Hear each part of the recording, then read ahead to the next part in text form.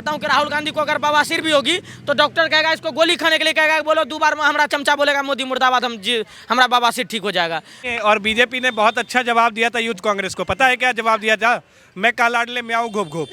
राहुल गांधी को mental hospital क्यों नहीं भर्ती हो जाता है? वो उसको तो दिमाग का इलाज की जरूरत है। देखिए मैडम, 95 बार तो ये हार चुके हैं, 5 बार और इलेक्शन लड़ ले। क्रिकेट टीम भी एक क्रिकेटर को 100 बार हारने पर नहीं रखती अपनी टीम में। लेकिन राहुल गांधी कब तक रहना चाहेंगे मुझे नहीं पता, इनके नेता कब तक इनको रखेंगे। 95 बार हार चुके हैं, 5 बार और हारने के बाद ये रहेंगे नहीं रहेंगे इनका कुछ नहीं पता। मतलब सबसे बड़का फॉरेन मिनिस्टर राहुल गांधी ही है।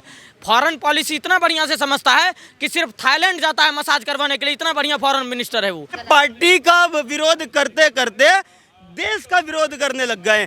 सर क्या नाम हुआ? शिवम मिश्रा।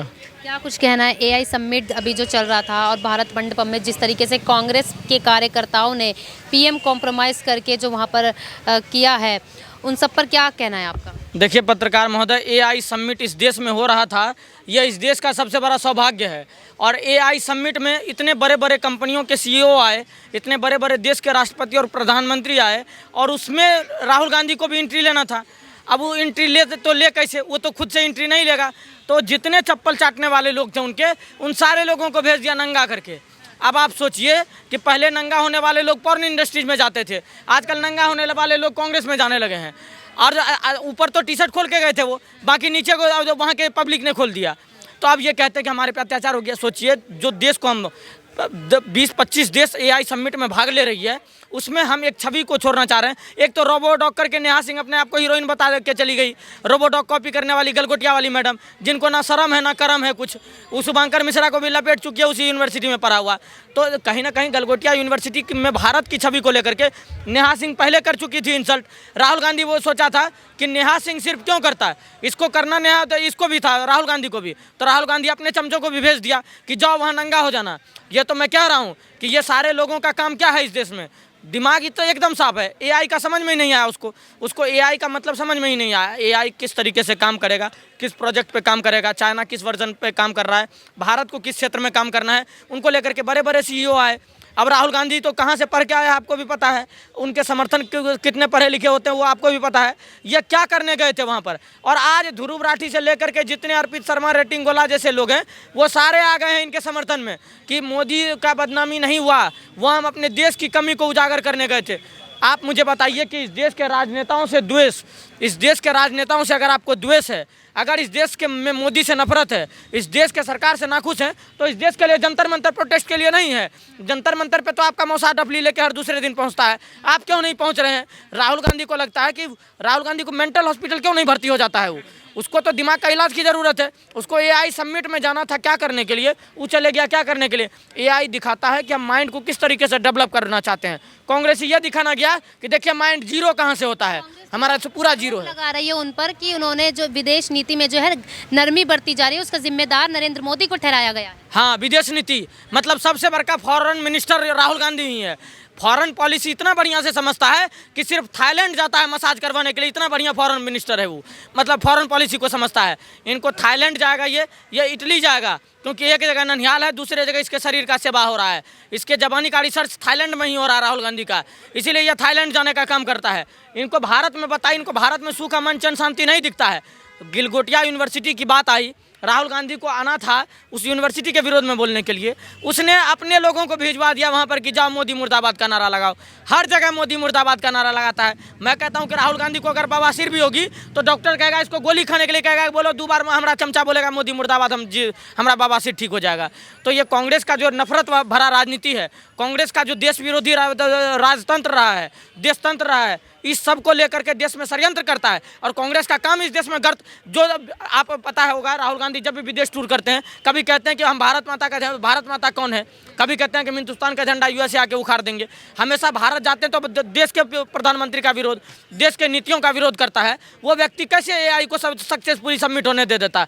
तो इनको लास्ट दिन करना था इसको समापन, इसने कर दिया समापन कि कांग्रेस से बड़का नंगा चरित्र वाला व्यक्ति कोई नहीं हो सकता है, कांग्रेस से बड़की नंगी पार्टी कोई नहीं हो सकती है। ये सारे को भेज दिया नंगा करके कि जाओ दिखा दो वहाँ पे। मैं तो कह रहा हूँ कि इन लोगों ने जहाँ गया था वो गलत जगह था। इनको जाना था क्रोम पर, इनको सर्च करना था और सारे को फॉर्म भरवा देता। राहुल गांधी खुद फॉर्म भर देते, इनको जॉनी सिंह इंटरव्यू लेता, इनका इंटरव्यू कोई और लेना था। मैं कहता हूँ कि अगर आपको सरकार का विरोध करिए, सरकार की नीतियों का विरोध करिए, देश के पॉलिसी में समझ नहीं आता है, प्रोटेस्ट करने के लिए और भी जगह हैं। जंतर मंतर पे तो 4 ट्रक पुलिस रोज रहता है आपको संभालने के लिए। जाइए ना, बताइए ना कि हमारा दिमाग कम है, दिमाग का इलाज करवाइए ना कहीं देश में। मैं तो कह रहा हूँ आज मैं भाजपा सरकार, मैं आपको कह रहा हूँ आज कह रहा हूँ कि मोदी जी से नाखुश हूँ। इस वजह से नाखुश हूँ कि मोदी जी स्वास्थ्य विभाग पर बड़े बड़े वादे करते हैं। डॉक्टर हर्षवर्धन जी और अभी वर्तमान में जो हेल्थ मिनिस्टर हैं सब कहते हैं कि हमने देश को अस्पताल दिया, लेकिन राहुल गांधी तो अभी तक ठीक नहीं हो रहा है। तो इस अस्पताल का कहाँ काम हो रहा है? मैं पूछना चाहता हूँ। सोनिया गांधी का बाल अब तक जो है काला नहीं हो रहा है, जैसा का वैसा है। तो देश में कहाँ हो रहा है हॉस्पिटल का काम? हॉस्पिटल में पता नहीं कौन इलाज करवा रहा है। राहुल गांधी भी जा रहा है अपना आँख का और बवासीर का इलाज करवाने के लिए इटली। तो देश में कहाँ? राघव चड्ढा भी आँख का ऑपरेशन करवाने के लिए सिंगापुर गया था। तो देश में हमको नहीं लगता है कुछ हो रहा है, या तो देश में कुछ हो नहीं रहा है या इन लोगों को कुछ दिख नहीं रहा है ना। राहुल गांधी को फॉरेन के नाम पर उसको सिर्फ थाईलैंड पता है, इसके अलावा कहीं पता नहीं है। उसकी अम्मी को इटली पता था। राहुल गांधी का पुतला फूका गया। मैं तो कह रहा हूं कि राहुल गांधी का अगर पुतला फूकने वाला व्यक्ति राहुल गांधी के खिलाफ उनको आक्रोश होगा, द्वेष होगा मन में, जाके फूक दिया।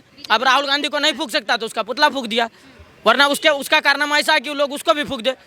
क्योंकि इस देश में ऐसे क्या कारनामे करे उन्होंने? कैसा कारनामा? हमेशा देश विरोधी। आप समझिए कि जिस एआई में नेहा सिंह के वजह से पूरे छवि हमारा खराब हुआ है पूरे विश्व में, अब इसमें ही फिर नंगा होकर के चल गया देश की छवि खराब करने के लिए।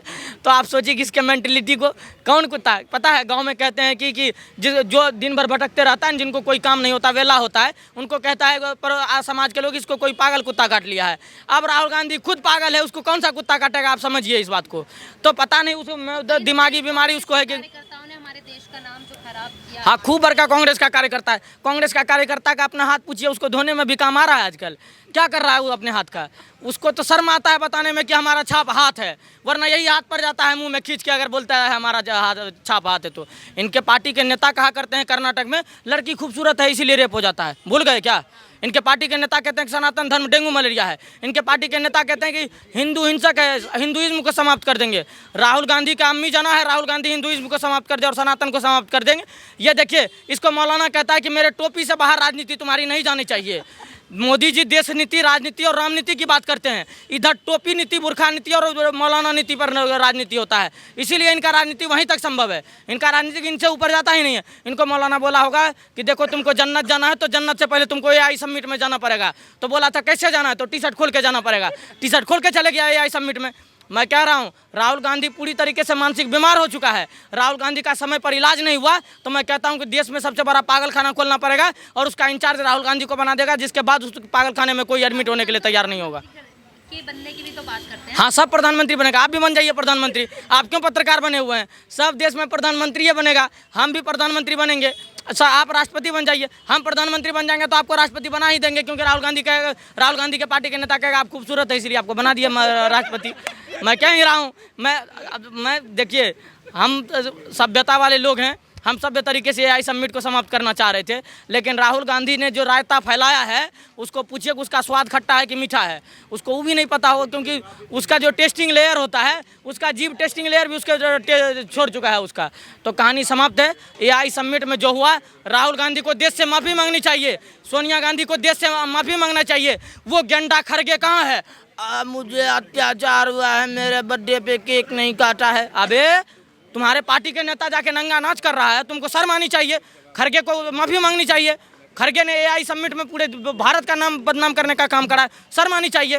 तो अर्पित शर्मा करके मोदी का ही, अरे मोदी का मोदी करके तुम्हारा घर चल रहा, समझ रहे हैं, लेकिन मोदी करते करते देश की बदनामी तो मत करो, देश को तो बचा के रखो। आज देश को भी नहीं बचाना है तो जाओ सनी लियोन का नंबर लेकर रात भर बात करो। के कार्यकर्ता ने देश का जो नाम है वो बदनाम। नहीं मैडम, देखिए मुझे राहुल गांधी बहुत अच्छे लगते हैं और दिल के बहुत साफ है और दिमाग के भी साफ ही लगते हैं मेरे को, ठीक है।